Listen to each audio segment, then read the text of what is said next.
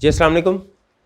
कैफ 7 आज के लेक्चर का आगाज़ करते हैं। लेक्चर नंबर आज हमारा है जी 16। आज जो हम टॉपिक स्टार्ट करने जा रहे हैं वो है इन्वेस्टमेंट अप्रेजल। इसे प्रोजेक्ट अप्रेजल भी कहते हैं। इन्वेस्टमेंट अप्रेजल या अच्छा, कॉस्ट ऑफ कैपिटल का टॉपिक हमारा तकरीबन कंप्लीट हो गया।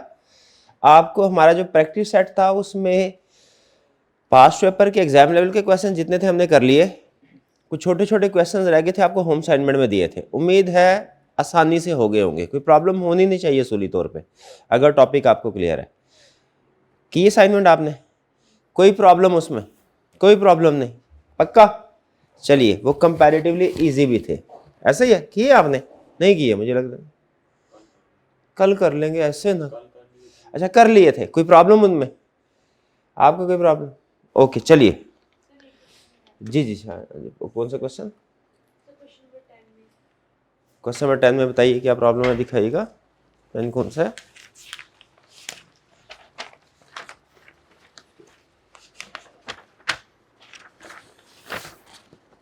जी, कह रहा है value of convertible bond calculate करनी है। कंपनी हैज, इसमें क्या प्रॉब्लम है? हाँ, वही प्रॉब्लम। क्या भला? जी जी, आइए बच्चे को दीजिए के क्वेश्चन नंबर 10 में। आइए चले इसी बहाने इस क्वेश्चन को अटेम्प्ट कर लेते हैं। पास कीजिएगा जी। Question 10, a company has issued 4% convertible bond that can be converted into shares in 2 years time at the rate of 25 shares for every rupees 100 of bond। ठीक है, एक बॉन्ड के बदले में 100 रुपए के, एक बॉन्ड के बदले में 25 शेयर्स मिलेंगे। ठीक है, 100 बॉन्ड के बदले में 25 शेयर नहीं कह रहा, 100 रुपए वाले एक बॉन्ड के बदले में 25 शेयर मिलेंगे। It is expected that the share price in 2 year time will be rupees 4.25। और शेयर प्राइस क्या होगी? 4 पॉइंट। ये उसने वो जो हम ग्रोथ रेट कैलकुलेट करके क्या करते थे ना, शेयर प्राइस एंड वाली, ये वो उसने खुद से दे दिए। If the bonds are not converted they will be redeemed at par after 4 years। The yield required by investor in these convertibles is 6%। Yield required क्या होती है? Cost of capital discount rate, जिसपे हमने कैश फ्लोस को discount करना है। What is the value of convertible bond? दुनिया में कोई भी सिक्योरिटी हो उसकी वैल्यू क्या होती है? बल्कि सिक्योरिटी क्या, दुनिया का कोई भी एसेट, लेकिन फाइनेंस की बात करें सिक्योरिटी क्या? Present value. अच्छा, मुझे पहले ये बताइए कि क्या हमने उसकी वैल्यू मार्केट वैल्यू कैलकुलेट करनी है या कॉस्ट कैलकुलेट करनी है? मार्केट वैल्यू कैलकुलेट करनी है। और वो कैसे होगी? प्रेजेंट वैल्यू का। इसमें ट्विस्ट क्या है? ट्विस्ट पहचाने, ट्विस्ट पहचाने के आधा क्वेश्चन सॉल्व हो गया। हाँ जी, शेयर कन्वर्जन हो रही है 2 साल के बाद, रिडेम्पशन हो रही है 4 साल के बाद। जब कन्वर्जन और रिडेम्पशन का पीरियड डिफरेंट हो तो हम क्या करते हैं? हम एक नहीं 2 कैलकुलेशन करते हैं। हाँ जी, IRR है तो 2 कैलकुलेट होंगे, प्रेजेंट वैल्यू कैलकुलेट करनी है तो 2 कैलकुलेट होगी। ठीक है जी। और फिर उनमें से जो हायर है वो उस पर बेसिकली वो ऑप्शन सेलेक्ट करता है इन्वेस्टर। तो जरा बताइए, इसमें कैलकुलेट कीजिए। सबसे पहले क्या कैलकुलेट करना है आपने? जो कन्वर्जन है वो कन्वर्जन वैल्यू कैलकुलेट करें। शाबाश।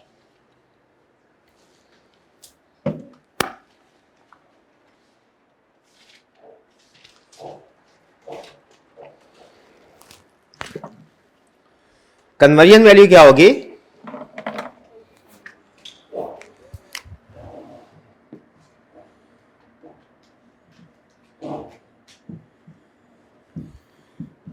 Redemption value, sorry terminal value. Terminal value क्या होगी? Redemption value, conversion value, whichever is higher. Redemption value कितनी है? पहले क्वेश्चन बताया उसने, कन्वर्जन। चले कन्वर्जन कर लेते हैं। कन्वर्ट होगा 25 शेयर में 2 years में। तो जरा मुझे बताइए, अब इसकी प्रेजेंट वैल्यू कैलकुलेट करनी है। प्रेजेंट वैल्यू क्या होगी? एनविटी के जरिए से कैलकुलेट करें, रूटीन वाला अपना फार्मूला। तो टैक्स रेट नहीं है। अमाउंट क्या होगी? 4% कन्वर्टेबल है, 100 रुपीज फेस वैल्यू है, तो क्या हुआ? 4 हुआ। Annuity, annual cash flow into 1 minus 1 plus i, discount rate कितना है 6%, 4% क्यों बोला रे, 4% क्यों बोला, 6%, 1 पॉइंट, ये कूपन रेट है, कूपन रेट है, ये है कॉस्ट ऑफ कैपिटल, ये है डिस्काउंट रेट, दोनों में फर्क है। 1 माइनस 1 प्लस आई पावर माइनस एन, वो कितना आ गया 2 या 4, 2, ये 2 वाली ऑप्शन है, -2 डिवाइडेड बाय 0.06, ये तो हो गया एन्युटी की वैल्यू। फिर इसके बाद क्या करना है, प्लस लास्ट उसकी वैल्यू है, वो क्या है 25 इंटू 4.25, 25 इंटू 4.25, ये शेयर की प्राइस आ गई। अब क्या इसको डिस्काउंट भी करना है, कैसे करना है, इंटू 1.06 पावर -2, ये इसकी प्रेजेंट वैल्यू आ गई कन्वर्जन के केस में 101.9। चेक पॉइंट देखें ये आती है,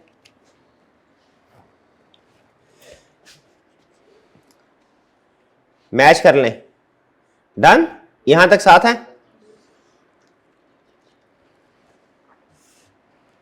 कर लिया आपने, कैलकुलेशन नहीं करे होगी, शाबाश। अब रिडेम्पशन में क्या करना है, सेम, लेकिन इसकी प्रेजेंट वैल्यू किस असम्पशन के मुताबिक होगी, 4 इयर्स के मुताबिक।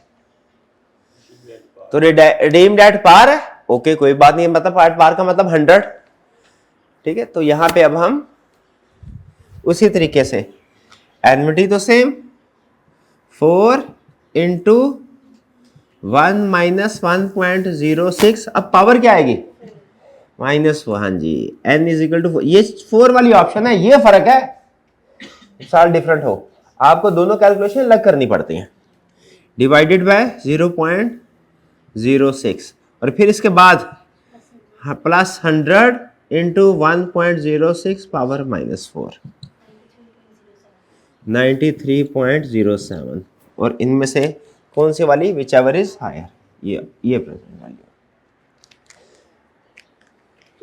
क्लियर जी, इसमें उसने सिर्फ प्रेजेंट वैल्यू कैलकुलेट करवाई है, ठीक है। फर्ज कीजिए अगर उसने हमें ये रेट नहीं दिया होता, कॉस्ट ऑफ कैपिटल ना दी होती, बल्कि इनिशियल प्राइस दी होती, IRR कैलकुलेट कैसे करते हैं, वो भी इसी तरीके से करते हैं, हाँ, फर्क सिर्फ यह कि वो कैलकुलेशन मजीद अब दूसरे रेट पे भी जाती है, इसका फार्मूला अलग अलग था, इसका स्टेप 1 में एक रेट पे कैलकुलेशन, स्टेप 2 दूसरे रेट पे कैलकुलेशन, स्टेप 3 IRR का फार्मूला था, उसका रेट लगा, ये इस तरीके से आपका क्वेश्चन फिर पैरेलल चलता 2 हिस्सों में। सिर्फ किस वजह से, एक वजह से, सिर्फ किस वजह से, नंबर ऑफ ईयर्स डिफरेंट है, रिडेम्पशन का अलग है, कन्वर्जन का अलग है, मेन कंसेप्ट ये है इसका कि जब अलग अलग हो तो प्रेजेंट वैल्यू हो या कि IRR, आपने इनकी कैलकुलेशन अलग अलग करनी है। जी मेरे भाई, वैक क्या, तो वैक में कैलकुलेशन करता है, वैक में एक बॉन्ड हो, एक कंपोनेंट हो, उसका वैक तो कभी कैलकुलेट होता ही नहीं, और अगर मल्टीपल कंपोनेंट्स में उसने कह दिया कि एक कंपोनेंट ऐसा है जो कि 2 साल बाद रिडीम हो रहा है, 4 साल बाद कन्वर्ट हो रहा है, तो फिर हम उसकी इसी तरीके से IRR कैलकुलेट करते हैं ना, फिर उस कंपोनेंट का IRR इस तरीके से कैलकुलेट करते हैं, पहले ऑप्शन 1 रिडेम्पशन का, फिर ऑप्शन 2 कन्वर्जन का, फिर जो हायर होता हमारा जो फॉर्मेट वाला टेबल है उसमें हायर वाली अमाउंट जाती है, डन। हाँ जी बिल्कुल, ये वही है टर्मिनल वैल्यू हायर, ये टर्मिनल वैल्यू समझ लीजिए,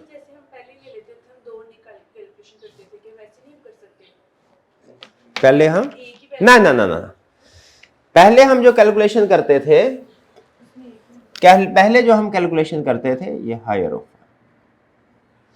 पहले जो हम कैलकुलेशन करते थे उसमें क्या करते थे, पूरा कंप्लीट फार्मूला नहीं लगाते थे, सिर्फ उसकी टर्मिनल वैल्यू जो है, ये वाली वैल्यू, ये वाली इसको ले लें, वो उस सूरत में होता है जब कन्वर्जन और रिडेम्पशन के नंबर ऑफ ईयर सेम हो।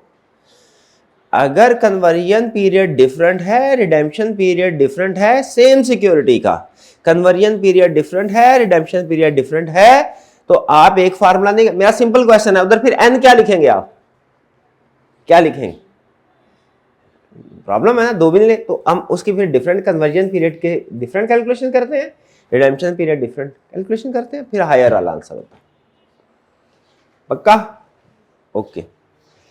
चलिए जी, चलिए, अच्छा ये क्वेश्चन ऐसे बने, और किसी क्वेश्चन में प्रॉब्लम कोई, शाबाश। चलिए, अच्छा था ये पॉइंट। अब हम नया टॉपिक स्टार्ट करने जा रहे हैं, वो है हमारा अप्रेजल।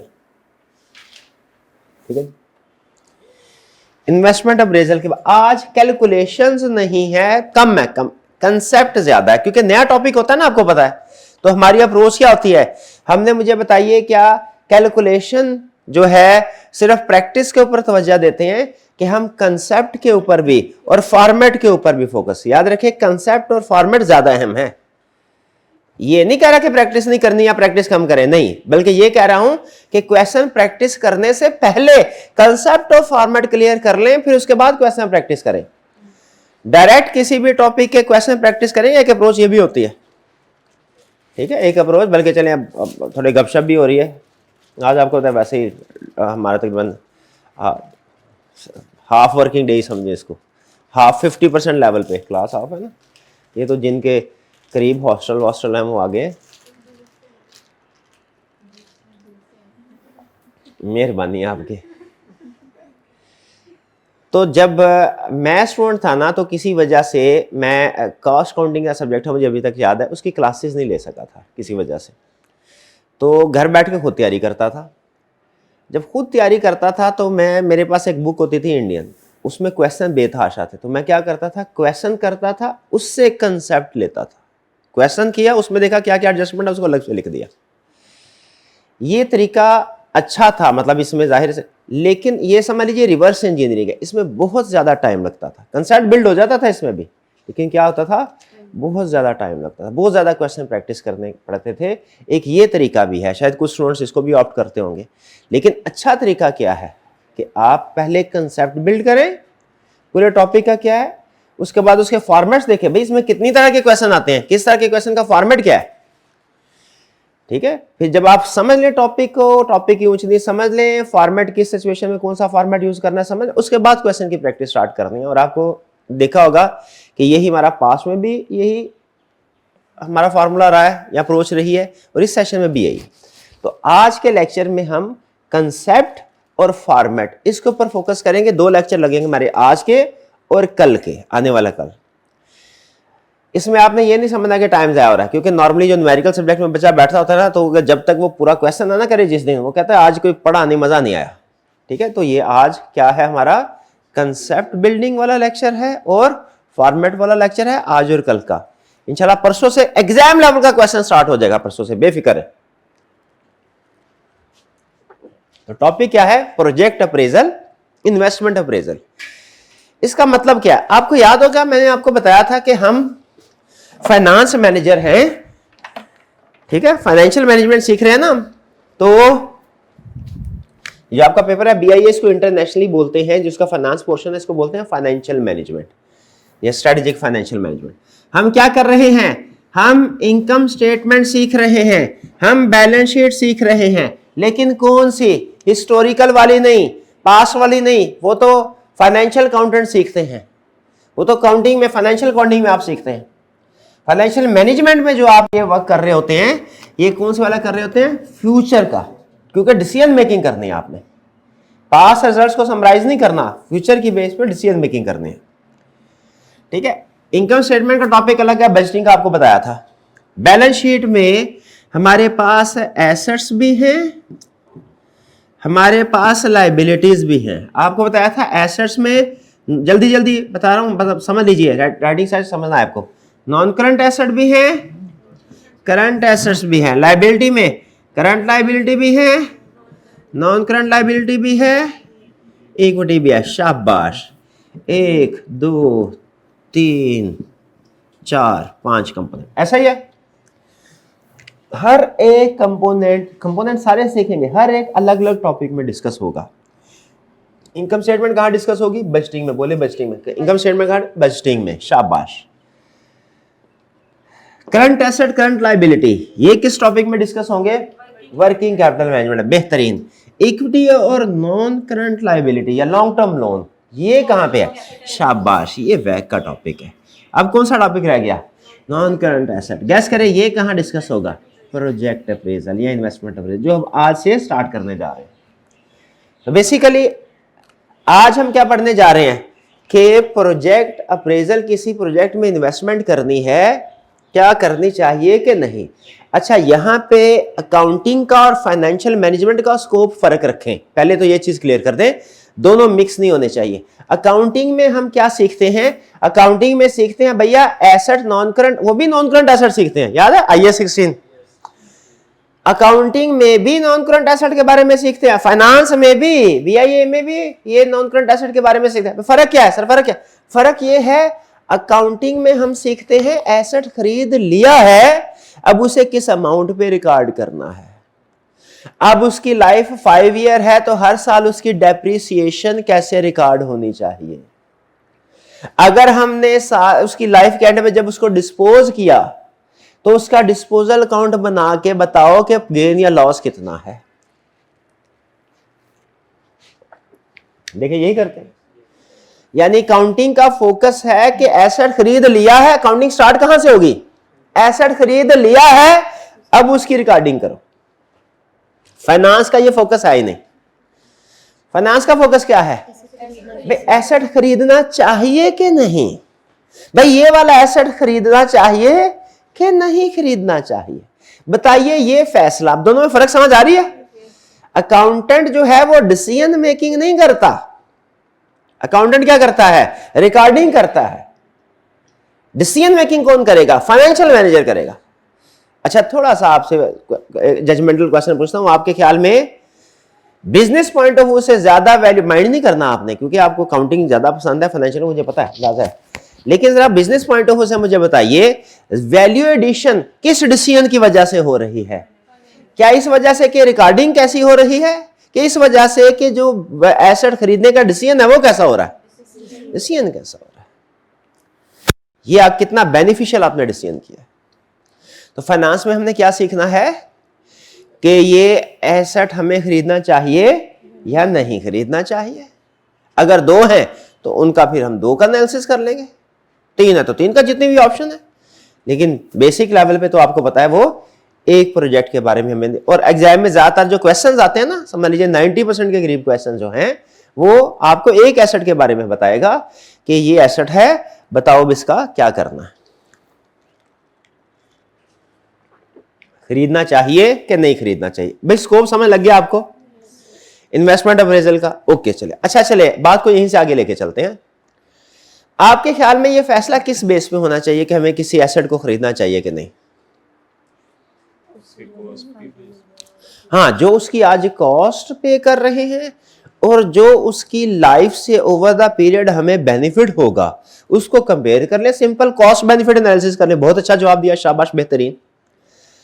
अगर बेनिफिट ज्यादा है कर लो, और अगर बेनिफिट कम है, कॉस्ट ज्यादा है तो ना करो, सिंपल।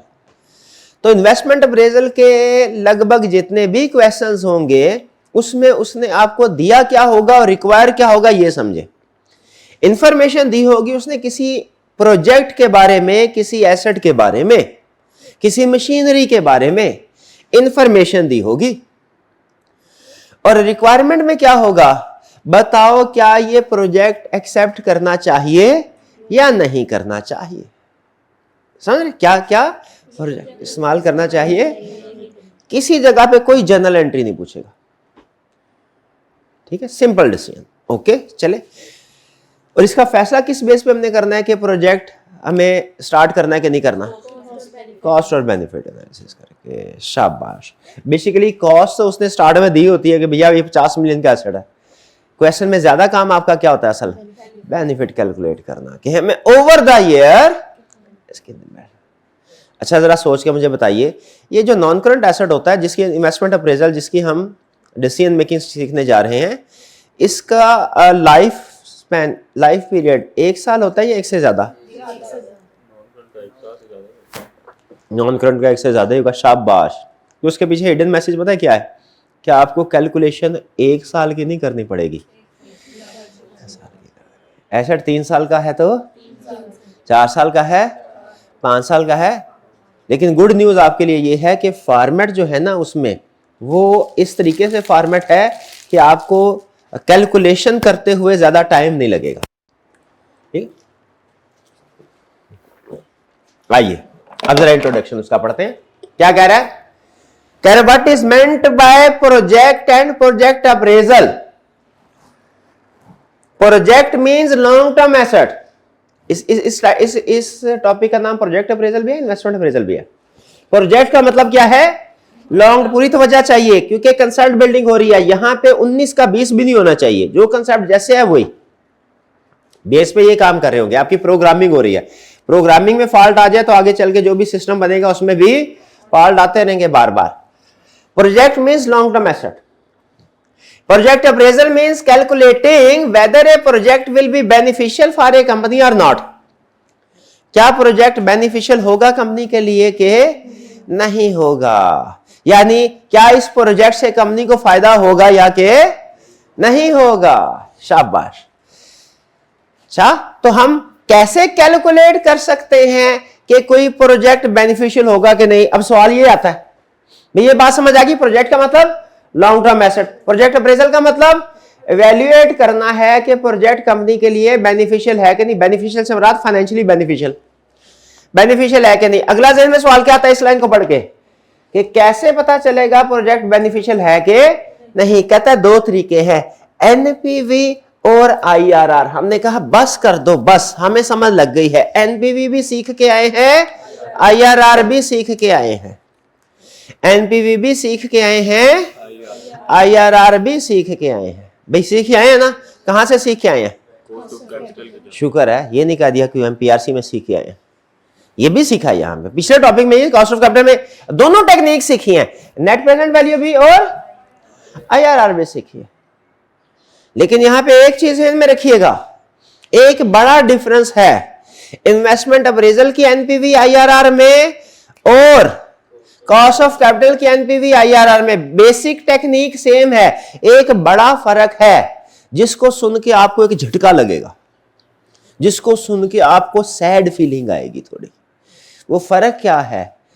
कॉस्ट ऑफ कैपिटल में जब आप प्रेफरेंस शेयर या बॉन्ड के एनपीवी या आईआरआर कैलकुलेट करते थे तो आप एन्युटी का फार्मूला यूज करते थे क्योंकि कैश फ्लो हर साल सेम होते थे। फिर से weighted average cost of capital में जो एनपीवी और आईआरआर होती थी वो थोड़ी शरीफ एनपीवी और आईआरआर होती थी। शरीफ कैसे? उसमें आप एन्युटी का फार्मूला यूज कर सकते थे क्योंकि cash flow over the year same, जो इंटरेस्ट पहले साल मिलना वही। लेकिन खुद मुझे बताइए, फर्ज कीजिए मैं एक मशीन लगाता हूं आइसक्रीम बनाने की, हमारे जमाने में होती थी, कौन बना के बेचा करते थे, अब पता नहीं होती है कि अब भी शायद होती है। वो हमने मशीन लगाई और उस पर कौन बना के बेच रहे हैं। क्या हर साल की सेल कॉस्ट ऑफ सेल एक जैसी होगी? क्या डिफरेंट होगी? तो खुद मुझे बताइए, पहले साल की सेल कॉस्ट ऑफ सेल और प्रॉफिट डिफरेंट, दूसरे साल की cell cost of sale profit different, तीसरे साल उसी मशीन से जो cell cost of sale profit की वो डिफरेंट। तो क्या एन्युटी लग सकती है? तो क्या करना पड़ेगा? Simple discounting. हर कैश फ्लो को अलग अलग डिस्काउंट करना पड़ेगा। क्या करना पड़ेगा? हर कैश फ्लो को अलग अलग डिस्काउंट करना पड़ेगा। ये फर्क है हमारा कॉस्ट ऑफ कैपिटल की एनपीवी और आईआरआर में और प्रोजेक्ट अप्रेजल की एनपीवी और आईआरआर में। क्या वो शरीफ एनपीवी आईआरआर थी? ये थोड़ी सी हल्की सी शरारती है। शरारती कैसे है? हर साल ये चेंज होती है अमाउंट। हैंडल कर लेंगे, ठीक है इंशाल्लाह। चलिए आगे चलते हैं। वो ये अच्छा कह रहा है तो कैसे पता चलेगा कि बेनिफिशियल है कि नहीं? बहुत आसान, आप एनपीवी और आईआरआर कैलकुलेट करेंगे। अगर एनपीवी पॉजिटिव आती है तो प्रोजेक्ट, और अगर एनपी नेगेटिव आती है तो आईआरआर का बेसिकली कंसेप्चुअली मीनिंग होता है प्रोजेक्ट का प्रॉफिटेबिलिटी रेट। आईआरआर अगर कॉस्ट ऑफ कैपिटल से ज्यादा है, आईआरआर कॉस्ट ऑफ कैपिटल से, इसका मतलब है जो रिटर्न मिल रहा है वो ज्यादा है, कॉस्ट कम है। आईआरआर कॉस्ट ऑफ कैपिटल से ज्यादा है तो एक्सेप्ट कर, और अगर कम है तो डन जी। चलिए आगे चलते हैं। हाँ, कह रहा है ये आपने सीख लिया हुआ है, पहले तो सीख लिया हुआ है बाकी। चलिए जरा थोड़ी सी एक वार्म अप एक्सरसाइज हो जाए, क्या कहते हैं। क्वेश्चन नंबर 2 चाहे छोड़ दीजिएगा, क्योंकि ये इसमें थोड़ा सा वो एनएमटी का एलिमेंट आ रहा है, हालांकि इस चैप्टर में नहीं आएगा, लेकिन ये उसने समझ लिया आपको शिफ्ट करवाने के लिए प्रीवियस चैप्टर से इस चैप्टर तक किया है। आप ये क्वेश्चन करते हैं, ठीक है, बाकी के क्वेश्चन आपकी होम असाइनमेंट होगी। अगर किसी क्वेश्चन में कैश फ्लो फर्स्ट कीजिए सेम भी है ना, अगर तो आपने उसको अब एन्युटीज इस चैप्टर में प्रैक्टिस करने के लिए एन्युटी से कैलकुलेट ना करें, बल्कि हर एक को अलग अलग करें। जैसे यहां पे उसने कहा है ना कि पहले साल से लेके छठे साल तक कैश फ्लो कितना है 75,000, लेकिन अब इस चैप्टर में जब आपने कैलकुलेशन करनी है नेट, क्योंकि जब एक्चुअली एग्जाम क्वेश्चन आएगा ना तो वो सारे के सारे 100% के 100% हर साल की कैश फ्लो डिफरेंट होगी। यहां पे प्रैक्टिस करने के लिए उसने पहले आपको एक दो क्वेश्चन शायद उसने ऐसे भी दे दिए होंगे जिनमें कैश फ्लो सेम होंगे, लेकिन इस टॉपिक में क्या करना है आपने डिफरेंट। आइए जरा पहला क्वेश्चन देखते हैं, ये मैं आपको क्लास में प्रैक्टिस कराऊंगा, बाकी आपकी होम असाइनमेंट है, ओके। और ये बेसिकली समझे कोई नई चीज नहीं है, ये पुरानी है, पीआरसी कह लें इसको या कॉस्ट ऑफ कैपिटल टॉपिक में सीखा था। Required calculate net present value of project, project की नेट प्रेजेंट वैल्यू कैलकुलेट करें। Company is considering whether to undertake an investment, cost of capital is 10%। अब इसका मतलब क्या है, नेट प्रेजेंट वैल्यू कैलकुलेट करनी है ना, तो डिस्काउंट करते हुए कौन से वाला रेट यूज करना है 10%। 10%। और अगर यहां पे लिखा होता कि IRR कैलकुलेट करो, तो मैं फर्स्ट रेट 10% लेता और फिर सेकंड रेट उसके रिजल्ट की बेस पे। यानी कंसेप्चुअली मैकेनिज्म सारा वही है जो पहले वाला, फर्क सिर्फ ये है कि यहां पे हर साल के कैश फ्लो को अलग अलग डिस्काउंट करना। The initial cost of investment would be ₹50,000, ये इनिशियल प्राइस है, याद है, जो एंड में जाके हम क्या करते हैं लेस करते हैं नेट प्रेजेंट वैल्यू कैलकुलेट करने के लिए, ये वो प्राइस है 50,000। And the expected annual cash flow for the project would be, expected annual cash flow क्या है, ये ईयर 1 2 3 दिया। ईयर 1 में रेवेन्यू कितना है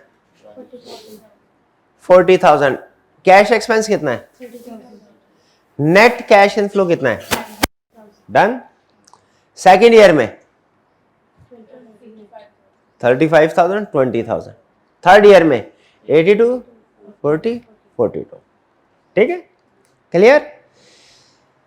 अब आप इसका एनपीवी कैलकुलेट कर लें, फिर आपको इसमें से दो बातें, दो हिडन कंसेप्ट बताता हूं इसमें से। पहले इसकी एनपीवी कैलकुलेट कर लें, मैं भी कैलकुलेट करता हूं, देखते हैं हम में से पहले कौन इसकी एनपीवी कैलकुलेट करेगा। आइए जरा देखते हैं, इसको मैं रेस कर रहा हूं।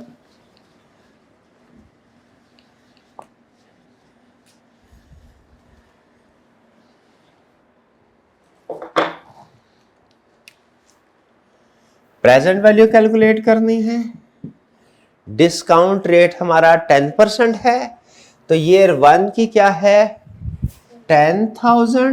तो जरा देखिएगा मैं कैसे कैलकुलेट कराता हूं, जाइए जरा 10,000 इंटू 1.1 पावर -1, 1.10 कर लेते हैं ताकि 10% हो जाए। कभी कभी 1.1 मुझे ऐसा लगता है 1% लिखा हो, आपको तो नहीं लगता, आपको 10% नहीं लगता, 1.1 मतलब 10% करो, okay. 10,000 into 1.10 minus 1 plus 20,000 into 1.1 power -2 plus 42,000 into 1.1 power -3। लेकिन बात अभी पूरी नहीं है, प्रेजेंट वैल्यू है, हम तो नेट प्रेजेंट वैल्यू कैलकुलेट कर रहे हैं, तो क्या करना पड़ेगा माइनस इनिशियल कॉस्ट, फिर कितने हैं 50,000 प्लस के माइनस प्लस 175 मैच करें जी चेक पॉइंट।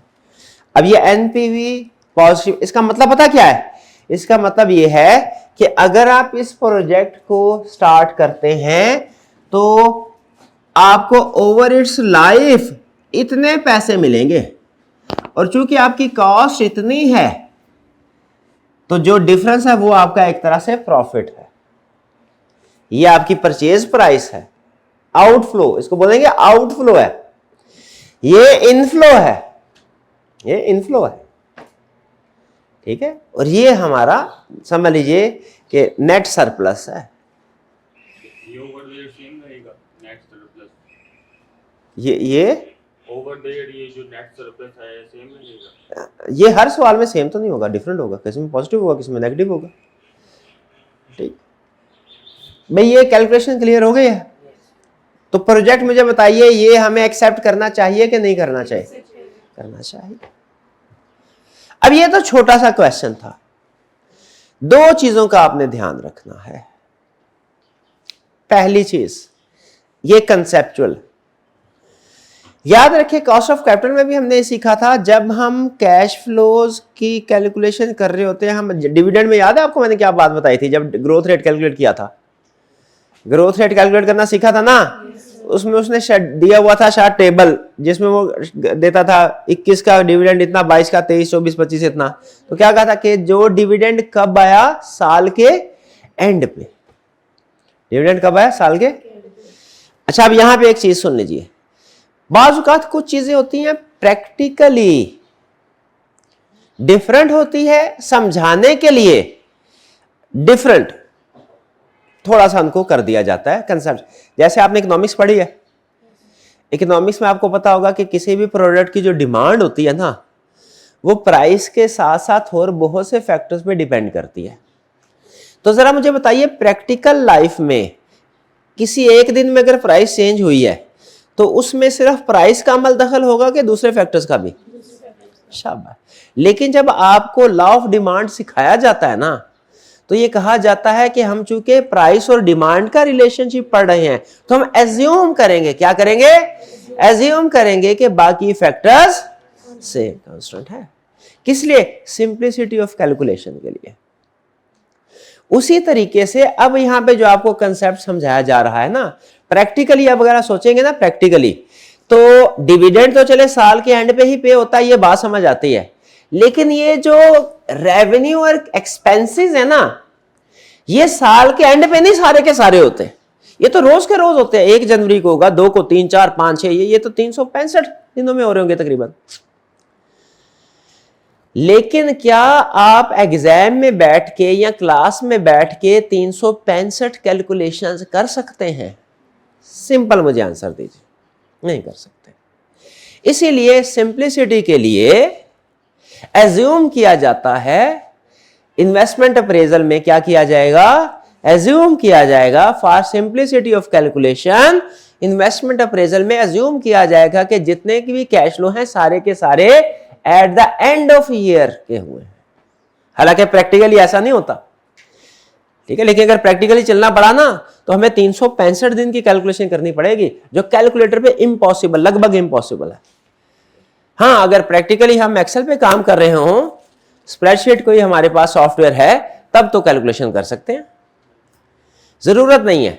क्यों? क्योंकि अगर आपको कोई काम एक दफा करना आता है ना, तो आप उस काम को 1000 दफा भी कर सकते हैं।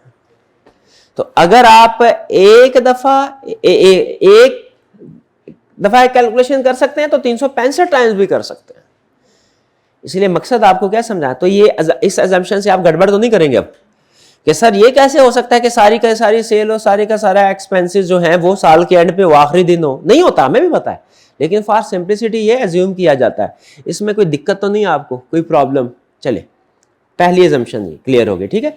इन्वेस्टमेंट अप्रेजल के जितने भी क्वेश्चंस आएंगे उसके एंड पे अगर नीचे लिखा हुआ है कि all cash inflows and outflows are assumed to occur at the end of the year, आपको कोई इतराज तो नहीं है? तो मुझे बताइए, अब ये ईयर 1 के जितने भी कैश फ्लोज हैं, इनफ्लो हो या आउटफ्लो, ये कब अकर हुए हैं? ईयर 1 के एंड पे, हमारे क्वेश्चन के मुताबिक। ईयर 2 में जितने भी कैश फ्लोज हैं कब अकर हुए हैं? ईयर 2 के। ईयर 3 में? तो मैं कैश फ्लो आपको बताने लगा हूं, एग्जाम में से पास पेपर में से कंसेप्ट निकाल के आपने मुझे बताना है कि ये कब हुआ। अच्छा, वो आपको याद है इस साल का ओपनिंग नहीं, इस साल का क्लोजिंग स्टॉक अगले साल का ओपनिंग याद है आपको? पक्की बात है। चलें अभी ले आते हैं इम्तिहान आपके काउंटिंग के उस्ताद का, आपका नहीं, काउंटिंग के उस्ताद। क्या इम्तिहान? एक कैश फ्लो अकर हुआ है in the beginning of year 4, वो हमारी ईयर 4 की कैलकुलेशन में आएगा कि ईयर 3 की कैलकुलेशन में आएगा? एक इन्वेस्टमेंट अप्रेजल में, फाइनेंस में एक कैश फ्लो अकर हुआ है बिगिनिंग ऑफ ईयर 4, यानी ईयर 4 के पहले दिन में क्लियरली उसने बता दिया। हालांकि नॉर्मली क्या कहता है कि cash flow eight the end of the year, ये क्लियरली बता दिया बिगिनिंग ऑफ ईयर 4। तो आपने पता है क्या सोचना है, beginning of year 4 is equal to closing of year 3। तो ये वाला कैश फ्लो ईयर 4 में नहीं, ईयर 3 में आएगा। समझे कि नहीं? क्यों? क्योंकि इन्वेस्टमेंट रिजल्ट में तो जितने भी कैश फ्लो होते हैं, ईयर 2 के जो भी कैश फ्लो होंगे वो कब अकर हो रहे हैं? ईयर 2 के एंड पे।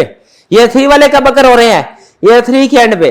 तो अगर किसी के बारे में खास तौर पे कह दे कि ये ईयर 4 के स्टार्ट में हुआ है, तो असल में वो कब हुआ है? 3 के एंड पे। अगर कहे ईयर 3 के स्टार्ट में हुआ है, तो असल में कब हुआ है? भाई ये आपको एंड वाली कहानी समझ आ गई? तो एक बड़ा बड़ा क्वेश्चन कि प्रैक्टिकली तो कैश फ्लो हमारे पूरा हर दिन होते रहते हैं, लेकिन एग्जाम में इस क्वेश्चन में सिंप्लिसिटी के लिए हम क्या अज्यूम करेंगे कि eight the end of year.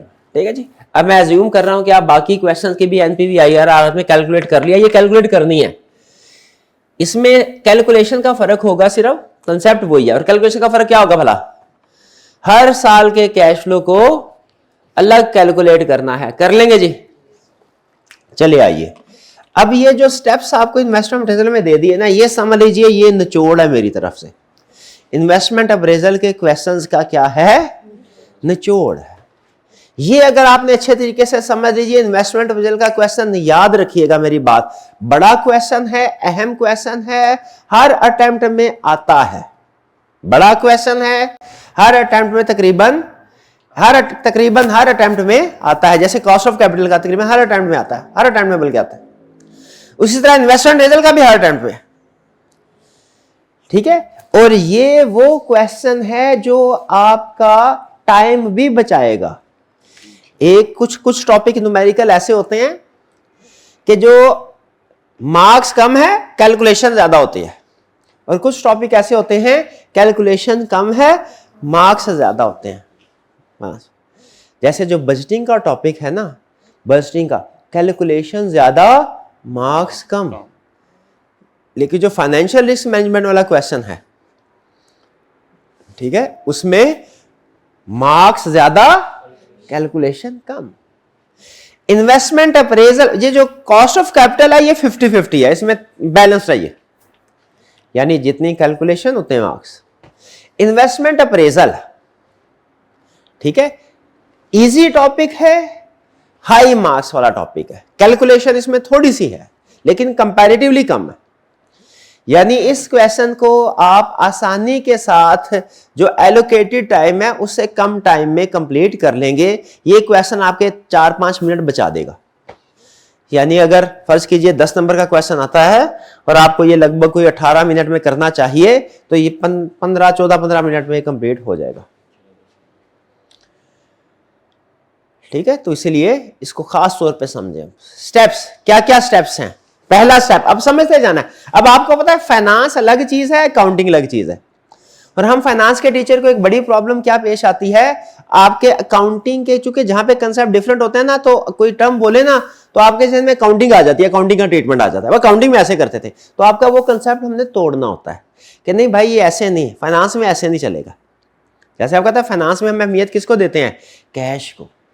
Accounting में किसको अहमियत देते हैं हम? प्रॉफिट को। अकाउंटिंग चलती है क्रूअल बेसिस पे, फाइनेंस क्रूअल बेसिस पे नहीं चलती। फाइनेंस किस बेसिस पे चलती है? Cash, cash. ठीक है। स्टेप्स इन इन्वेस्टमेंट अप्रेजल ध्यान से समझना है, जल्दी कोई नहीं है।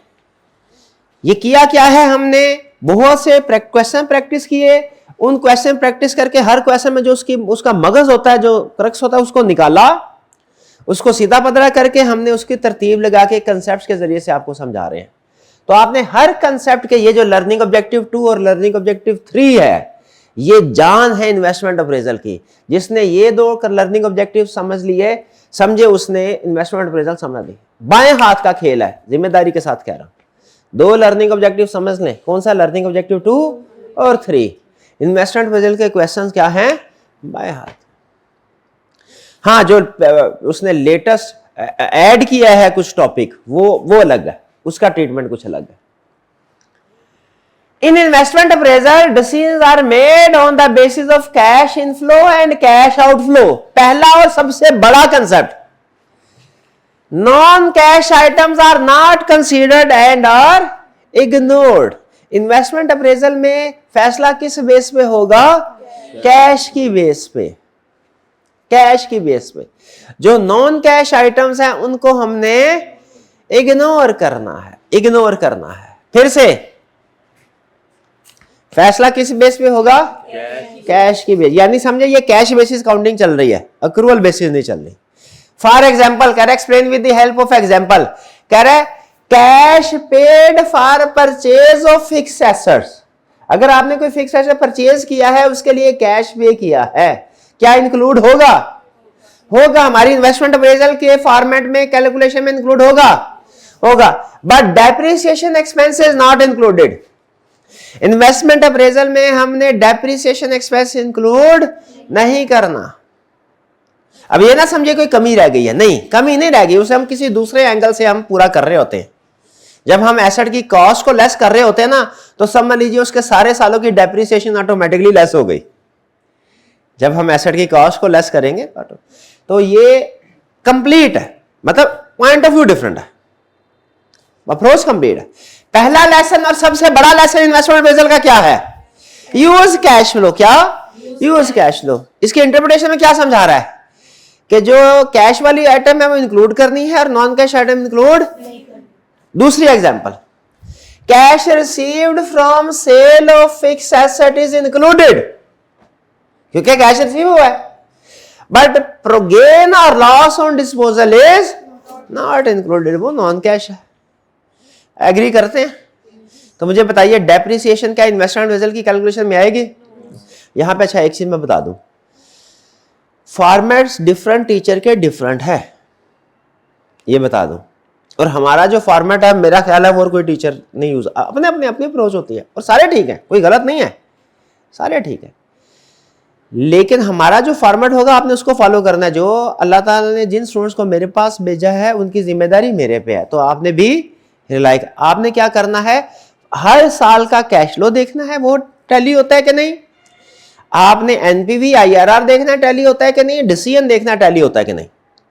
फॉर्मेट आपको पता है डिफरेंट हो सकता है, उसमें कोई प्रॉब्लम नहीं, ठीक है। तो क्या चीजें मैच करनी है, जो स्टूडेंट बाजू का आई कैप को कंसल्ट करते हैं, सोल्यूशन देखते हैं, तो आई कैप का ना वो बड़ी बड़ी खिचड़ी पकी होती है, वो मैं आपको आगे बताऊंगा जब क्वेश्चन आएंगे कि हमने अपना फॉर्मेट अलग से क्यों बनाया हुआ है, वो मैं आपके साथ शेयर करूँ। भाई पहला पॉइंट समझ आ गया, ओके। दूसरा पॉइंट, कैश फ्लो को तो यूज करना है, लेकिन क्या सारे कैश फ्लो को यूज करना है? नहीं, रेलिवेंट कैश फ्लो को यूज करना है। किसको? रेलिवेंट कैश फ्लो को यूज करना है। पहला लेसन क्या, कैश फ्लो को यूज करो। दूसरा लेसन क्या, रेलिवेंट कैश फ्लोज को यूज करो। अब ये वही है जो आपने शायद कॉस्ट काउंटिंग में पढ़ा होगा। रेलिवेंट कॉस्टिंग पढ़ी हुई है कॉस्ट काउंटिंग में? नहीं पढ़ी, कोई बात नहीं, इसीलिए तो एग्जांपल यहां सिखा रहे हैं। Relevant cash flow and cost are those income और expenses which change if project is started. यानी आपने इस इन्वेस्टमेंट पर, ये थोड़ा सा ट्रिकी डिसीजन है, आपने अपने आप से एक सवाल पूछना है, अगर मैं ये प्रोजेक्ट स्टार्ट करूं तो इस इनकम या एक्सपेंस पे, इस कैश आइटम पे कोई फर्क पड़ेगा या नहीं? अपने आप से सवाल क्या पूछना है, लिटमस टेस्ट क्या है हमारा, अगर मैं प्रोजेक्ट स्टार्ट करूं तो क्या इस कैश फ्लो पे फर्क पड़ेगा या नहीं? सिंपल क्वेश्चन पूछना। अगर इसका जवाब आए यस, तो वो आपका रेलिवेंट कैश फ्लो है, वो इन्वेस्टमेंट अप्रेजल में इंक्लूड करना। और अगर इसका जवाब आए नो, तो फिर वो रेलिवेंट कॉस्ट नहीं है, रेलिवेंट कैश फ्लो नहीं है, उसे इंक्लूड नहीं करना। बात समझ आई? नहीं आई? नहीं आई। एग्जाम्पल से समझते हैं। जैसे अपॉर्चुनिटी कॉस्ट रेलिवेंट है, संक कॉस्ट नॉट रेलिवेंट है। अब सुने एग्जांपल, अब आपने मुझे बताना ये रेलिवेंट कॉस्ट है कि नहीं। हमने एक प्रोजेक्ट स्टार्ट करवाना है, लेकिन उस प्रोजेक्ट की फिजिबिलिटी रिपोर्ट एक एक्सपर्ट से, रिसर्चर से कहा इस प्रोजेक्ट की जरा हमें रिसर्च करके बताओ कि इस मॉल में इस जगह पे हम आइसक्रीम की मशीन लगाएं कि ना लगाएं। उसने रिसर्च की और अपनी रिसर्च रिपोर्ट हमें जमा करवा दी और कहने लगा सर 50,000 रुपया दे दें। अब मुझे बताइए ये 50,000 अगर प्रोजेक्ट स्टार्ट करते हैं फिर देना पड़ेगा? 50,000 के नहीं देना पड़ेगा? देना पड़ेगा। उस एक्सपर्ट ने काम किया। और अगर प्रोजेक्ट स्टार्ट नहीं करते तब भी देना पड़ेगा। रेलिवेंट के नॉट रेलिवेंट? Not relevant. ये समझ में नहीं आता। कहते हैं सर ये प्रोजेक्ट से रिलेट तो करता है, रेलिवेंट नहीं है। समझ रहे हैं? अजीब बात। अकाउंटिंग में तो sir allocated fix, allocated expense आते होते थे अकाउंटिंग में ना, यहां पे नहीं आएंगे। हालांकि उस प्रोजेक्ट से रिलेटेड एक्सपेंस है, लेकिन चूंकि उस एक्सपेंस का ताल्लुक उस प्रोजेक्ट के चलने या ना चलने से नहीं है, उसे हम क्या कहते हैं? Not relevant. Not relevant. ये कंसेप्ट आपको हजम होने में थोड़ा टाइम लेगा। ये जितना छोटा कंसेप्ट लग रहा है इतना छोटा है, ऐसा मुश्किल भी नहीं है, लेकिन थोड़ा ट्रिकी है। ये आसान था, ठीक है। अब आपको एक और एग्जांपल देता हूं। ये तो कि नॉट रेलिवेंट। अगर हम उस जगह पे आइसक्रीम वाला मशीन लगाते हैं तो उसके साथ ही ऑलरेडी हमने एक कॉफी शॉप भी स्टार्ट की हुई है। अब जो आइसक्रीम खाएगा फिर आके वो कॉफी तो नहीं पिएगा उसके बाद या पहले, ऐसा ही है। ऑपोजिट होता है। मुंह तौर पे नहीं, कुछ शौकीन हो तो पी भी सकते हैं, पाबंदी तो नहीं है, लेकिन मुंह तौर पे नहीं। तो आइसक्रीम के लगने से, आइसक्रीम मशीन के लगने से कॉफी कप्स की डिमांड कम हो जाएगी। अब ये दूसरे प्रोजेक्ट का जो लॉस हुआ है, हमें डिमांड कम हो जाएगी। बताइए ये लॉस रेलिवेंट है कि नहीं? ये कॉस्ट रेलिवेंट है कि नहीं? रेलिवेंट। भाई ये तो दूसरे प्रोजेक्ट की है, किसकी वजह से आ रही? ये सोचना, ये माइंडसेट बनाया। ये माइंडसेट जिसका बन गया ना, इन्वेस्टमेंट रिजल्ट समझ आ गई कि रेलिवेंट कैश फ्लो क्या है। एक सवाल पूछना अपने आप से, एक सवाल। क्या सवाल है वो? क्या इस प्रोजेक्ट के चलने से ये एक्सपेंस पे कोई फर्क पड़ेगा कि नहीं पड़ेगा? अगर इस प्रोजेक्ट के चलने या ना चलने से उस पर फर्क पड़ता है तो फिर क्या है वो? रेलिवेंट। और अगर फर्क नहीं पड़ता तो नॉट रेलिवेंट। इसमें आपके लिए एक प्रैक्टिकल लाइफ का भी बड़ा अहम लेसन छुपा हुआ है। क्या? सोचे कि हमारे होने या ना होने से किन लोगों को फर्क पड़ता है। हमारे होने या ना होने से जिन लोगों को फर्क पड़ता है वो हमारे लिए रेलिवेंट है, उनका हमें ख्याल रखना चाहिए। और जिन लोगों को हमारे होने या ना होने से फर्क नहीं पड़ता उनका ख्याल नहीं रखना चाहिए। वर्क प्लेस पे जाएंगे, आपका बॉस है, उसको आपके होने या ना होने से फर्क पड़ता है? नहीं, आप नहीं होंगे कोई और होगा, उसका ख्याल आपने नहीं रखना। लेकिन जो फैमिली मेंबर है घर में, बहन भाई वालिदैन, ठीक है, स्पाउस, बच्चे, उनको आपके होने या ना होने से फर्क पड़ता है कि नहीं पड़ता? तो वो आपकी डिसीजन मेकिंग में हमेशा रेलिवेंट होने चाहिए। ठीक है, चलिए वापस आए। भाई ये समझ आया? रेलिवेंट का मतलब समझ आया? सवाल क्या पूछना है? $1 मिलियन क्वेश्चन क्या है? क्या इस प्रोजेक्ट के चलने या ना चलने से इस खर्चे को फर्क पड़ेगा कि नहीं पड़ेगा एक्सपेंस का?